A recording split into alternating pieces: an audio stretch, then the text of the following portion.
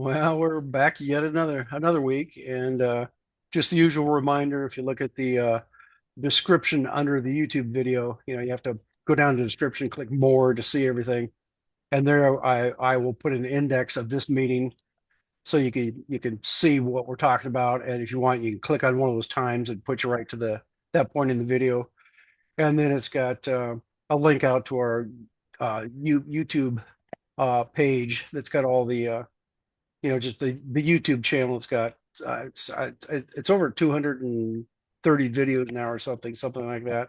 So you can scroll down there and look. And then speaking of the description, then I will take that and copy that into the composite index. So we've got a file there. It's an HTML file. If you click on it, it's got I used to say it was 2 years of stuff, but then I decided there's actually 4 years worth of stuff in there, and it will have one of these days I'm going to be able to pull it up and display it, but I won't try that right now. Maybe when we get all done. No, no. Anyway, so there's a link out to that page, and using that page in combination with the HTML index, you can put stuff together. You can go search the index, and then if you want, you're right in the index. You can just click on the link; it'll take you right to the YouTube video, and you can watch it. Or you can just scroll down all the thumbnails on the YouTube page, and if something catches your eye, you can start it from there. And then I've also got the index to the original ROS agriculture stuff that I started writing one time, and I think there's a link to the Slack page. And again, I should make a list of things here, or just have a separate video that says, "Here, go watch this" to find out all the stuff. So I think that's probably all I'm going to say about that for the moment. So things I haven't really been doing much with, but I did do some things. I kept talking about my temperature logging, and I had it set up in the bathroom, and it had two small radiators in series, and I just had a couple extra sensors there, and it was just simply logging stuff. I showed plots of those the last few weeks, and I finally decided, well, I'd really like to know what the temp. I really wanted the outside temperature, and so I was trying to find a cable that was long enough to go from my bathroom through across a hallway, across my bedroom. Then I was going to stick a sensor out the window, and I couldn't find a cable that was the right length. I thought, I could just move all this to my living room, so I did that. I shut everything down, drug it out in the living room, and set it up next to the window. So I got the window at the top, and down below that is the radiator. And so I just moved it there and stuck one of the sensors out the window, and have one of them just kind of stuck off the front of the chair to get the room temperature. And one of them is stuck down in the radiator. So I'm just picking up those temperatures. So in addition to what I had last time, now I'm getting the outside temperature. And then I decided I'd also like to know the temperature right next to the thermostat, as opposed to looking at, say, across the room and getting a temperature and saying, well, how does that affect the thermostat? So I got it's about probably a 20 to 25 foot Ethernet cable. I just cut the two ends off and hooked one of those sensors, one of the Dallas sensors on one end, and wired that to the side of the thermostat, then ran the wire across the floor and plugged into my whole mess over there. So now I can also see that temperature when it runs. And it's still got the humidity sensor, which has a temperature sensor built into that. So I was going to show, let's see, here. Let me just share a screen. That, share that. Give it a second here. Okay, so that you should be able to see the screen. This is there are three plots here on this graph, and I don't know if it's big enough to see anything, but basically the first one is what is it? 1, 2, 3, 4, 5, 6. So there's 6 channels of stuff. So looking across the top here, every 10 seconds it puts out one of these lines, it puts out a timestamp, and this one's humidity, and that's the temperature and the humidity sensor. And I never get these right, but this column F, I don't know, this E, which is the high number, it says 51.31, I think is what it says. And that's the temperature of the radiator, which means the radiator's on. So if you look down here, see, we're looking right here at on the plot, and it says, since that number is a big number, that means the thing is on. And by looking at the plot here, we can see when it turns on, we can see the temperature in the radiator. And for some reason, it's cycling up and down. I finally decided that's probably the main boiler. It's got a thermostat, and it's cycling the gas on and off is probably why it does it. Because no matter when I look at it, it's doing that. So if the water is on, as the water is running, it cycles around 120 to 130 degrees, just up and down at whatever this rate is. And when it turns off completely, then it drops down like this. So down here is room temperature. So if you leave it off long enough, it comes down. The temperature of the radiator comes down to room temperature. And across here, I just got some of the room temperature plots, and I guess the humidity is hiding back behind here, this blue line. And then down here is kind of an aqua color or teal or whatever that color is. That's the outside temperature. So then what you do once you get that, then you can go back and extract out. So here I said take all the room temperature values. So you just have to tell it which columns it is and plot that. And again, one of these is out. No, this is not outside. This is one of them is next to the thermostat. One is just inside the humidity sensor, and that was doesn't seem to be as accurate, but that's okay. And then the other one's just a sensor hanging out in the room. So these you can tell are kind of tracking each other. And then bottom plot, I wanted to see when the radiator, when the heat is actually running. That's the blue line here, and then this orange line I think is the outside temperature. So that's the sensor stuck out the window. And here it ran, all night. The heat was on, but it wasn't heating up the house enough for the thermostat to turn off. And then once the outside temperature comes up and it kind of bakes for a while, then it goes into a mode where it's cycling on and off. So that anyway, that's the kind of information I'm getting out of it, and it's not definitive, but I can see that the same theory I've had all along. They just don't have the temperature of the water in the radiator is just not high enough to put the heat out into the room. So that's I think they're just being cheap on that. Somebody said, "Oh, let's save money. Let's turn the temperature down," and sure enough, it will save the money because it gets to the point where it just will not heat the place. And I made a mistake yesterday. I set the temperature down to 68 degrees, and it took like I think 4 hours to go from 70. I had it set at 72, and it ran for a couple days.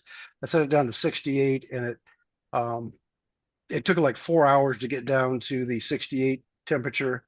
And I don't have those plot real handy here. Let's see, can I say a recent, open recent?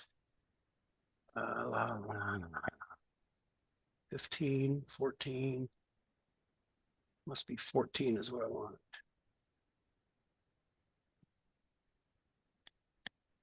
And if I pull that back over here so we can see it. So this is the one. And if you watch the temperatures, right here is where I set the thing. And I said it was at 72 and I set it to 68. So you can see the heat immediately turns off. And then down here, you can see the temperatures in the room start dropping. And I ran that, and like 6:30 this morning, I said, well, okay, it's pretty much stabilized, which is not, it's not this plot, it's a different plot. And I said, okay, let me put it back up to 75 degrees.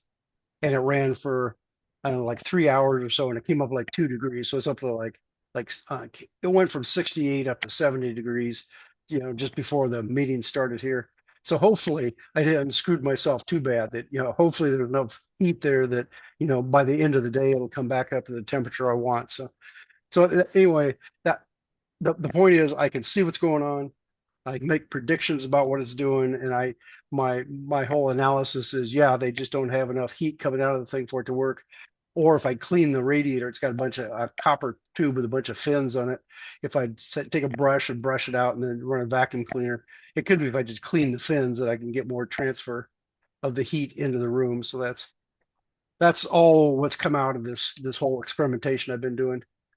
And the Dallas temperature sensors just seem to work great, and I was able to run one of them on a big long cable.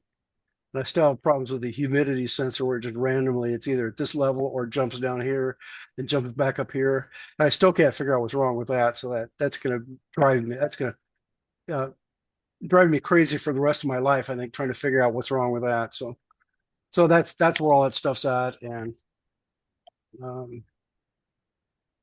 And I don't know how much longer winter is going to last. I was just thinking, oh boy, I'm glad winter's almost over. And I realized, oh, it's only halfway through January, so it's going to be, another month and a half before it starts really warming up around here. So I got time to play with it and time to fight with it, and so that's oh, I was thinking that I knew it was cold enough last night because I was sitting in front of the TV watching TV and think, boy, it sure is cold in here. So I thought, let me go to my bedroom and I'll make my bed and put an extra blanket on. But it turns out I stayed up all night, so I didn't try out my extra blanket to see what happens. So it got to the point where, I kept kind of, oh, if I go to bed now, I get 4 hours of sleep. And, oh, I can get 3 hours of sleep. And I thought, as soon as I do, I'm just gonna, I'm just gonna die if I go to bed and then have to get up and just, set my alarm clock. So I ended up just staying up all night, which I haven't done that for a long time, but I used to do that a lot back when I was a kid. So anyway, that's how my life's been going. And stop my sharing here. Okay, so that's all I got to say. Al, do you want to go next? Sure. Sticking with the more we know about sensors, the better scenario. Um, let's see. Let's start with Slack. This was a Slack post I made a few days ago, and well, even broader than that. This is a guy's YouTube channel or YouTube post where he created this device. And let me zoom in a little bit closer.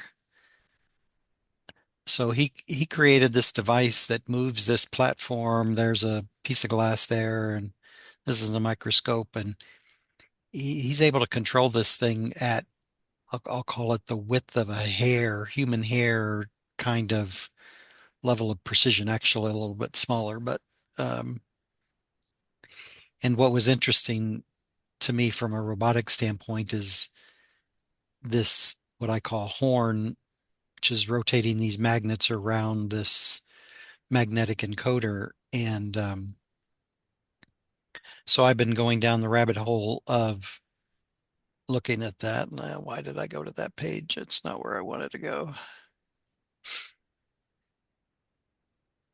And so this is a bit of a close up. In the Slack post, there's a video of me rotating this manually around that and tracking the number of rotations. And darned if it doesn't work. And the secret sauce seems to be mounting these magnets and this encoder such that the encoder is just aligned to the bottom of the magnets because there's some sort of weird, well, it's not weird, but he goes through in his video showing how the magnets are, I don't even actually know how he does this visually, but he's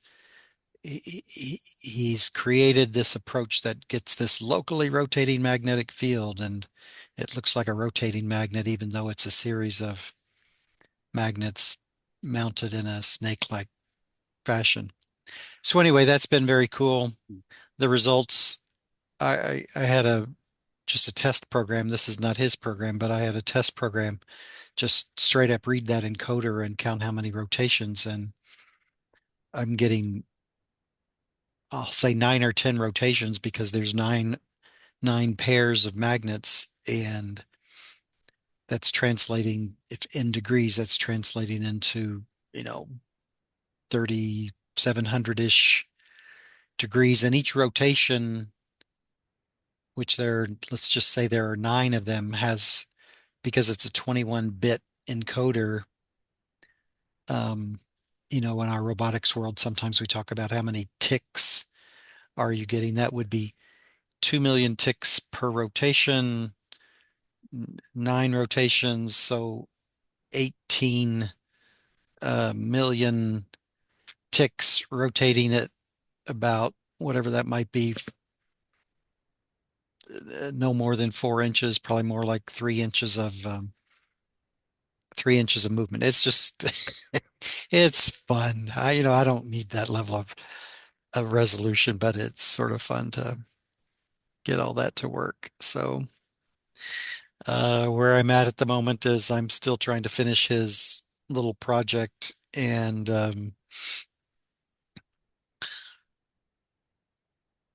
along the and so I've got the PCB board I've got most of the parts to finish that, and he's got a stepper motor. Well, I'll talk about it more next week when I've done more testing. He, these are stepper motors, but he doesn't have the traditional stepper motor board controlling them. He's got go back to my build notes. He's using a, a board called a TB6612, and he's basically using it like he's got two H bridges, and he's controlling the PWM signal sent to those H bridges. And yeah, I'm not a double E, so I don't know what's going on there, but that'll be another learning thing to figure out what is he doing with these boards to control a stepper motor to give him, the control, the control that he needs. Um, but that's where I'm at, is in the process of trying to get these H bridge boards to work to drive the stepper motor in order to control that. Where I manually moved this thing around, I want to get the motor to move that around and do a little bit more testing to see what I can do. One thing I noticed on that, when you're showing this the side view, the other picture you got here, where you can see the magnets and then you can see the sensor. It looks like you had hot glued on there or something. Hmm. And you might want to consider that you might want to move the sensor in or out also. Yeah, experiment with that. If you got more things to put on your list to do, it could be it's going to be sensitive to how close it is to the magnets. You might have to move it out a little ways, and but you can just try a couple of experiments on that and see if that makes any difference. So Yeah. when you plot it out, you get a linear line. Well, I guess you don't have the stepper motor running. You probably won't have any way to do that. But I know in the original video the guy showed, he said, well, here's he showed like a line and an angled line. And basically he said, here's the predicted line. And then he's got, yeah, that kind of thing right there. And so he's saying that um, he said it wasn't quite right, but he said he had somewhere to calibrate that. So I'm just wondering if you have any way of doing that, or maybe you won't until you get your stepper motors actually turning it. So that way it gives you a reference where it's supposed to be, and then the sensor will show you where it actually is. But I didn't know if you had any way to do that yet or not. No, not at the moment. He's got, um, but that is the kind of thing that I want to do once I get digital control of the stepper motor, because he's got all this built in to his whole package. And I don't know, I was just trying to learn a little bit more about it before I try to make his whole thing work. Plus, you know, my soldering skills and all that other stuff. I'm do a little bit, test it, do a little bit, test it. But this is a plot that I saved because it is, a critical milestone that I think you get to, and that is run his calibration thing, get this plot that shows each of the stepper motors. Um, the other thing I will just note is he's got another version of this coming out where this piece has actually got a screw hole for the encoder board so that it's, you're not, it'd be a 3D designed or a CAD designed implementation of where this board is going to go. So it's exactly where he thinks it should be. But anyway, that's it's been fun and fascinating to get it to work. Along the way in the Discord channel, I won't pull it up, but this is his Discord channel, and he's got a number of different channels that he's going through. And let's see, there's one on here. I thought it was off topic. Oh yeah, there it is. Um, Where is the guy? Yeah, I saw small clean room. Um, yeah, I think it's this guy. He's got a YouTube channel where he says, "Hey, let's make computer chips in our home." Ooh, And so he goes through and shows his uh, probably grad.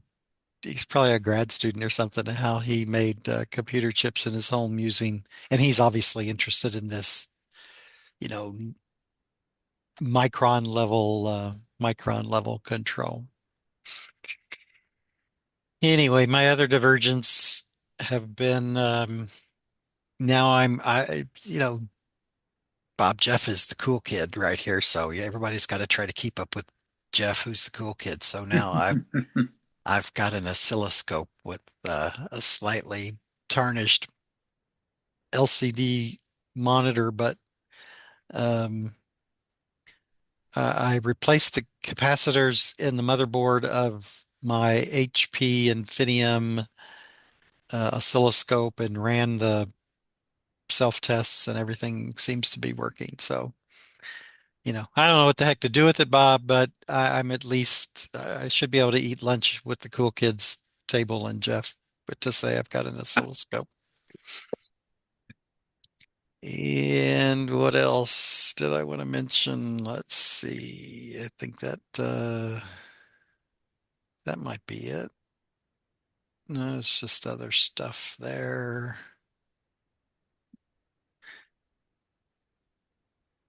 Oh, yeah, one final thing. Since Bob was, a farmer and growed plants, I got me an LED light, huh? fancy LED light to last year I did my plant starts in the house and they were all stringy and crappy, and No. I didn't have them under a grow light. So the latest and greatest on grow lights seems to be these full spectrum lights that they've got it down to, it's only using 100, and this says 150 watts. So come February, I'll put my seeds under this thing and see if we can take them to something better than the stringy, sorry tomato plants I had last year. That's it for me. So Um, you've got an endless supply of vegetables or leaves or salads. We'll see. We'll see what we can come up with, and I'll take any advice you want to offer Oh, because yeah. So, straight. on a related note, I was going through my lease that I'm supposed to be signing. It says you cannot grow marijuana in your apartment. So that's not exactly the way they worded that, but it was talking about, cultivating plants inside under the section on you cannot smoke marijuana on the premises unless you have a prescription. And then they go on and on. Oh, but you can't let the smell out because that's going to bother everybody. Mhm. And before we move on too far, before Bob starts, Oh, one more thing I was going to mention was let's see, share back to this one, and let's see what's going out. Yeah, so I got an email from I guess it came from Adafruit, and they said, "Oh, by the way, we're going to discontinue the Teensy at Adafruit." And you click the link, it takes you to this page. I'll put the link into the comment section, so if you want to click on it later, you can see that. I'll also post it to the random channel on Slack. But basically they said something about due to supply issues or whatever, that they Adafruit cannot get the boards from SparkFun anymore to resell them, and somewhere it says SparkFun is going to be the only distributor of Teensy boards after this. And I think even if you try to go to the guy that makes them, I think he'll just direct you back to SparkFun probably. But yeah, probably if you look on Amazon or eBay, there'll probably be other people making knockoffs of this. So it could be they will never completely go away, but they're gonna, the price will go up probably 5 or 10 times if you do it that way. So anyway, I was gonna mention that and I'd forgotten, so I just pulled it up, and And so there it is, and I'll put a link out to that. So I think that's all I had. So if Bob's got something, we can go talk to him. Some progress with my Wi-Fi. I installed I'll go to my pictures first. Share. As you started saying that, you say you're having problems with your wife, but you said no, you're having problems with your Wi-Fi. Oh, okay. Start program 210. Okay. Now I get my pictures up. Where am I? Oh, when we moved, we disconnected a lot of the audio visual stuff that we had at home. So I'm repurposing it. So this can switch HDMI. So I can have an HDMI on the Nano and one on my Pi. And I can go from one channel to the next and get it up on the TV without having to plug cables in and out. I'll go all the way up, all the way back here. Okay. I swapped out the Wi-Fi module and I left the internal antennas there. I didn't want to try taking them out because I just knew for sure I'd break something. So all I did is tape up the connecting ends. And here I modified these staples to provide space. And you can kind of see that here. It lifts the nano board up just enough to get the wires from the Wi-Fi module out. And then Chat suggested, since I'm using two antennas, put one at vertical and one at 90 degrees. So now I'm debating how high to raise that up or whatever. I'm still not yet settled on the final layout. That's why everything's just kind of loose and floating. Here's a better example. I took a drill bit that's slightly smaller than the screw and just drew into wood, and it seems to be holding. And there, I rotate that out, and then or take that one out, then I can slip the whole thing out. I can slip nano out. That's about it. And then I'm going through Chat. Let's see, let me get back here.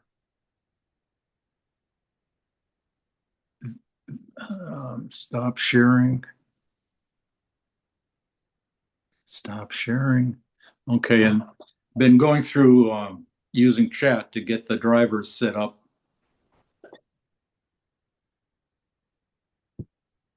Okay. Oh, okay. Using Chat to help me get the drivers set up. And here to find out they have a branch in their software for my Intel, but they don't have any code. They call it a stub or something where it's available. Anyway, it was quite a process. And each time they said do something, I'd do it. And if I saw something I didn't understand, I plugged it back in and explained it really nice. Long story short, I found out that Chat suggested I lock on to my 5G signal. So I did that, but then I noticed it interferes with what's going on in the house. Here to find out that router is adaptive. It can switch between 2.5 and 5. So by locking it on 5G, then I disrupt what's going in the house. So I unlocked it. Of according to their directions and got everything working again. And then I was able to ping from the Nano to other devices, and I was getting ping backs, and that was okay. But I still couldn't see the Nano in my network for the iPhone or iPad, and it seems like I'm at. They mentioned something about I'm at this level and everything's good, so I go to the next level. I think they were talking about the OSI model for the different connectivity, and I'm at the stage now. I'm at the application layer of that OSI model, and I'm missing a key piece of software, and it's called Samba, SAMBA. So that's where I'm at now. I have to get that going, download it. So I do have Wi-Fi, but it can only see the IP addresses and talk back and forth that way. But I want to go to the next level and be able to actually see them on the network. So that's the quick the quick and the dirty explanation. I was thinking that Samba is some kind of a Windows-based program for networking. So maybe they're going to have you install a Windows program under Linux somehow. Yeah, I think that's exactly what it is. It helps to go back and forth between Linux and what Windows was. So is one of your cameras publishing to a local, web page on your home network yet? No, I'm not there yet. I did verify the webcam works by itself, and the stereo camera works by itself, but I haven't tried to do anything over our network or sending and receiving video. By the time I get done, I should be able to use WebRTC, but I've still got a ways to go. I have to get that application layer for communication, put Samba active and get that going. And the magic smoke is still inside your Jetson Nano. Yep. And I disconnect it every chance I get. Keep it in there. Don't let it out. No, I am concerned about the ribbon cables for the camera. They seem to be pretty fragile, so I attempted to reinforce them by putting electrical tape over the socket on the Nano. So I put tape on top and I put tape on the bottom. I don't know if that's going to do the trick or not, but I won't be using the servos very much on the stereo camera until I get a little more comfortable and I can make sure that the servos don't tear things up.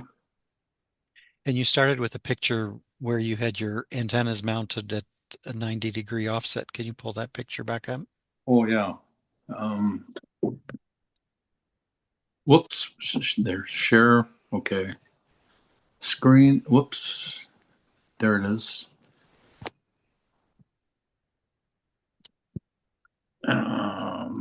Picture there. And I'm debating how high to raise that up. I just threw a block of wood under it. You're not sharing yet, Bob. Yeah. Oh, sorry.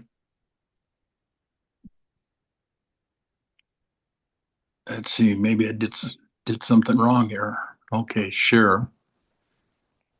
Oh, come on. Screen.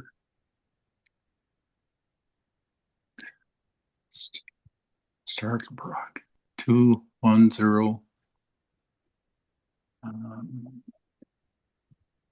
Come on. Come on. There we go. Okay. So this is going to be the top of your robot, right? Yes, all the electronics are up on top, except for the drive stuff for the motors.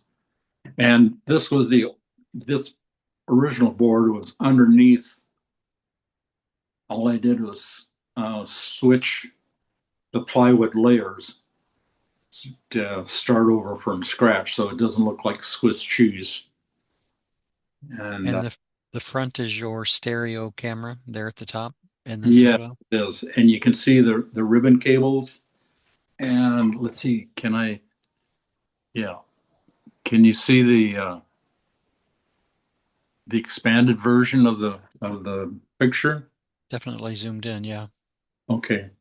I'm concerned about where the ribbon cables attach to the Nano, so I don't know if you can see it very well, but there is some black tape that's holding the ribbon cable to the sockets, both on top and then on the bottom. That's and so next thing to do is get Samba working and make sure that works nice, and then I might try and get WebRTC going. And you're going to keep your RPi there to interface with that PWM board? Yes. And chat suggested taking a Cat6 cable from the Nano into the Raspberry Pi 5. And they talk that way back and forth.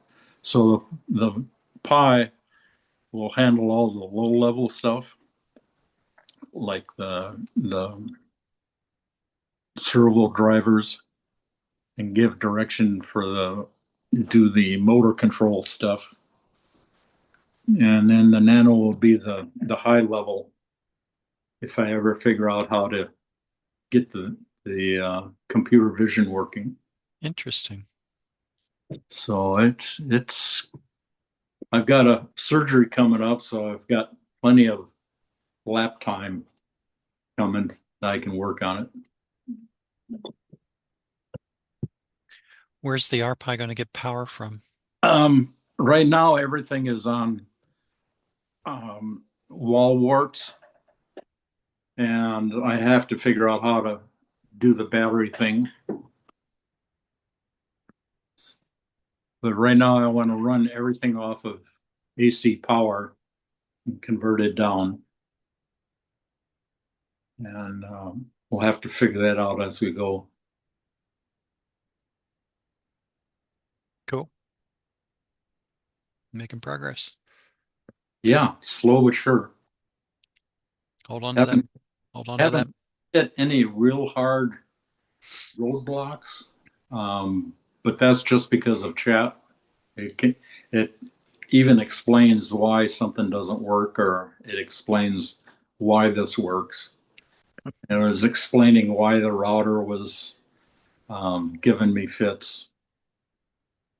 So Yeah, I would say it's about 80-20. I mean, 20% of the time it takes you off into a boondoggle, but yeah, 80% of the time it's pretty darn good. And more patient than senior engineers I ever worked with. yeah. There's no way I could do this stuff on my own. Of course, Jeff knows Linux inside out, so Yeah, you think I do. And have you messed around with stepper motors much, Jeff? Speaking of things that you do and don't know. I have. What do you want to know? Well, I'm just curious, what sort of controllers did you use to your recollection in the past? Have you ever heard of this TB, whatever it is? Let me pull up what I bought on Amazon. I don't know anything about that particular chip, but I assume what he's doing. He's just running, you've got it's probably like a two-phase motor, and you just by putting out, a point on a sine wave. So you've got you're driving. one with a sine wave, the other with a cosine. So you're 90 degrees out of phase. Just by controlling the amount of power between those two, I think you can get, basically infinite positioning by doing that. If you, but if you get the right stuff hooked, if you pick the right parts and you give it the right, the right signals coming out, you can probably make that work. So I assume that's what he's doing. You say infinite. So if you To the level of whatever you're controlling, that the signals coming in. so the board, the phases of the motor are connected to this B1, B2, A1, A2, Okay. and you're saying if you can, your signals are your sine and cosine. I saw something about that. And when you say infinite, literally infinite. Well, it's as opposed to a stepper motor where it goes clunk, clunk, clunk as you try to turn it by hand. Well, see that this doesn't care about that. It just simply generates basically a magnetic field of whatever angle you're setting it at. So if you say, it's sitting at position 0 and it's locked into that. If you start changing the two phases, you can start moving the magnetic field back and forth at whatever resolution your thing is putting out. So probably whatever your PWM signal is coming out, that's going to limit you on how much resolution you can generate. But just the concept of changing the maybe if you're driving this with actual analog stuff, you could get probably more resolution, but I I don't know for sure. That's fascinating. They probably have a name for that. They always have some kind of field oriented something. I keeps coming up, and I don't know. I don't even know if it has anything to do with stepper motors, but that's something I keep seeing. I think, what the hell are they talking about there? So that's probably the same, types of things you can do there. Because usually when people are running motors, they're trying to control the speed of it or something, and like what this thing's trying to do, you're trying to set it to a specific point and hold it there, and then move it to another specific point. So that's really different than just the way you typically use. I was going to typically use a stepper motor, but I guess people like say on your 3D printer, you are controlling the motors, and they probably have like a micro stepping driver where it's going to divide up the position from one clunk to the next on your stepper motor. You can tell it, do you want 256 steps or 16 steps or whatever. So it's just basically it's doing that, but you're controlling it yourself, the signal that are going out. Whereas, like I say, a micro stepper uh, driver chip, you just go ahead and you set the thing and say, okay, I want this many steps. And then every time you pulse it, it moves one of those internally, like in software, it just it's moving the imaginary point back and forth between the two main points on the stepper motor. And because I found this in the Discord channel or someplace, and I didn't. So would you, in effect, it would be nice to have an angle sensor detecting the actual angle, but would you actually need an angle sensor to detect the actual angle, or could you just say, hey, I set the sine and cosine, um, it's going to get there. I guess the Uh, angle sensor confirms that it's there. yeah, the whole point is you're hooking this up to an angle sensor, so you will know the position of whether it got there or what position it's in. So That's really interesting to me. That's fascinating. So Al, I got a question back on your magnetic sensor. Yeah. Um, I like that idea of using the stuff, but then I'm trying to figure out how do I weatherize that chip. And I was wondering if a guy could just take some glue and go around the chip itself to protect it from the element. I think you could. I mean, the magnetic field, depending on how strong it Yeah. is gonna come through some of that. Okay. In the Discord channel, or I don't know, maybe the GitHub, they talked about a instead of using individual magnets, I guess you can buy, somebody sells this deal where they take stainless steel, a layer of thin stainless steel, a layer of magnetic tape, and another layer of stainless steel, and they put it together. Oh, If this works um, with these magnets, which it appears that it would, I might buy some of that stainless steel, magnetic tape, stainless steel, and see what sort of resolution it has, because this, yeah, ruggedizing this um, probably going to be more problematic than that yeah. stainless steel film I don't thin. understand why they need stainless steel, but Well, I guess they had to choose between brass and stainless steel, and they went with um, hmm. stainless steel. Now, for some reason, stainless steel isn't affected by magnets like, just a regular piece of steel or iron Oh, is. That might have okay. something to do with it. Yep. But as far as how to weatherize it, you just get a little plastic box. This happens to be one that a flash card came in. But Oh, if you go in it's thick enough this way, and so the board will fit in, you can run the wires off the side, then basically it's mostly covered. And then when you're done, you could put either tape or glue or something around it. But yep. just the concept of a small plastic box, look around, see what you have, Oh, or yeah. just put a thin piece of plastic over the top. Like I don't have a good example right here, but just something, because the magnetic field should go through the plastic, and that will control how close you can get to your magnet as you're doing that. But Okay. Yeah, and instead of using individual magnets, maybe you can go to the magnetic tape. But I don't know about the polarity, if the polarities switch back and forth, or whether one side is one polarity and the other side of the tape is the other polarity. Yeah, this is the post where the guy talked about for CNC machines, they use this high accuracy magnetic tape. And I looked it up, and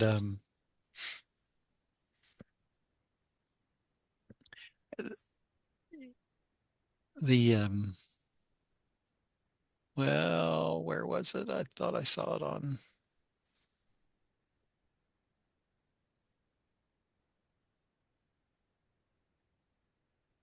Where's the visit site button? I can't see it. Can't see it. There it is.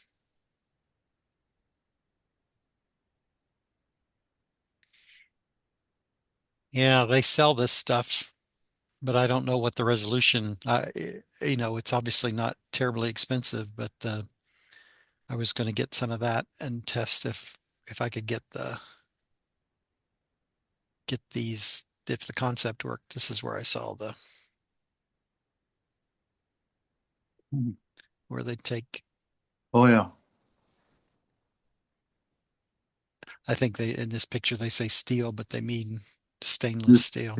deal. Yeah. So that's probably just to protect the tape. Yeah, Okay. so you put it in a hostile environment. Yep. So that would be my next test, is to see if this stuff works and what sort of resolution it would offer. I'm sure I suspect it'll be fine. I mean, the heck fire, I was using a 10 turn analog pot that gave me, 1,000 ticks.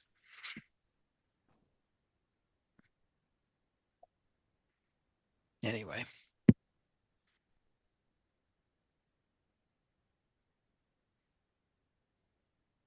and you don't really have to have that high resolution sensor, do you? Can't you take one of your other ones and you might just try that sometime. Take one of your other sensors you already had, that's like a 14-bit or whatever they were, and hmm and put that up and see if that works too. And it probably does.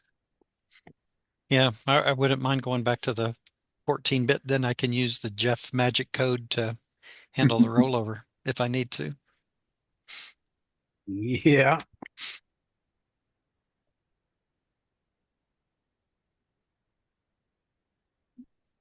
That's all I got. I'm good. Yeah, I guess I am too.